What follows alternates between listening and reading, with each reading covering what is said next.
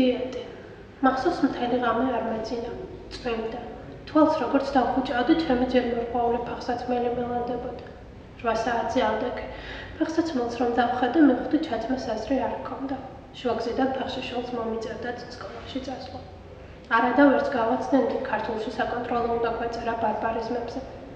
რომ არ წასულიყავი, არც ნიშანი მექნებოდა. გარეთ საშილა წვიმდა. ქუსნური ყოველი ჩაკმა ჩავიწვი, ჩან თავი ესეც დახეულა გავიფიქრე და ოთახში შევიხედე. ქეთის ეძინა. მინდოდა მისი ჟაკეტი ჩამეწვე, მაგრამ გადავიფიქრე. არც მას ჰქონდა ჩასაცმელი. ქუჩაში გავედი, წყალმა ერთ ბაშად შეაღწია ფეხსაცმელში. შემცირდა. ნათელობებას გამარჯობა ვუთხარი, მან კი მომაძახა, ვალი მომიტანა. შემრცხვა. კაპიკი არ მქონდა, რომ მივიცე. მიჭირდა გაყინული ფეხებით სიარული.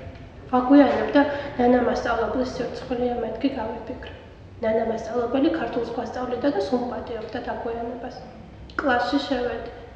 ბოდიში მოვიხადე დაგვიანებისთვის, ნიკამ ხმამაღლა გაიცინა.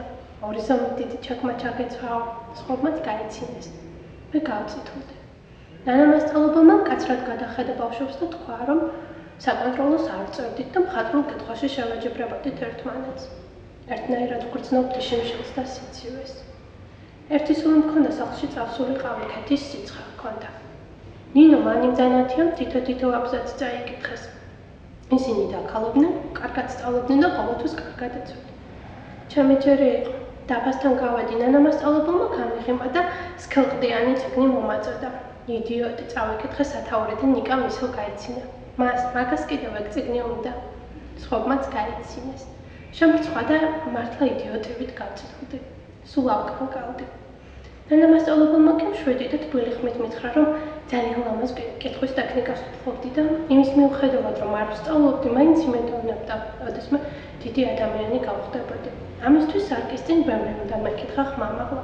მითხრა, რომ ყველა ადამიანი პატარა გენიოსია, უნდა შეძლოს და დიდი გახდეს და კიდევ ბევრი რომ. ეხლა ზუსტად ვეღარ ვახსენებ. მერე ჩამეხუტა და ფიქრწენი აღარ მციოდა. თბილად ჩამჩორჩულა. ნიჭს ფენობრივობა არ გააჩნია. აბა შენც ყველაზე მხატვრულად წაიკითხავ. გაკვეთილი აპლოდისმენტებით დასრულდა. მეღიმებოდა და ერთიანად აწითლებული ვიდექი. ნანა მასწავლებელი თბილად მიმზერდა, როცა გისმენ თავისუფლებას და სიმშვიდეს ვგრძნობ. გამიღიმა და ისევ ჩამეხუტა. მთელი ღამე არ მძინებია. ეს დღე სამუდამოდ დარჩა ჩემს მეხსიერებაში და ყოველდღე ახალი სიმძაფრით დივდებოდა გონებაში. მაშინ 12 წლის ვიყავ.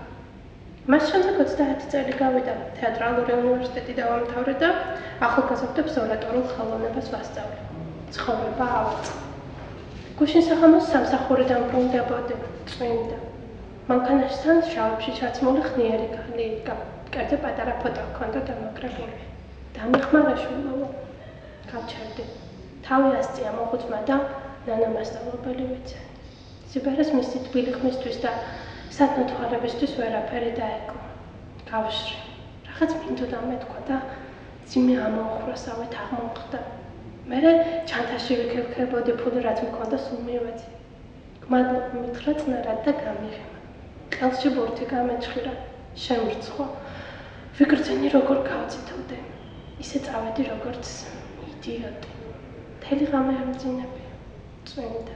თვალს როგორც დავხუჭავდი, ჯერ მორღვეული ფახსაცმელი მელანდებოდა და ნანა მასწავლებელი. მას ყველაზე იშვიათი ნიჭი ჰქონდა. წამში შეეძლო დაცემული ფეხზე დაეყენებინა და დიდების ზენიტში აეყვანა. ღიმილით თბილად. მან ხომ მხოლოდ ორი სიტყვით დამანახა რწმენა, თვითრწმენა. მე კი როგორ დავიბენ ისე, რომ ვერაფერი ვუთხარი. იქნებ ფული სულაც არ სჭირდება.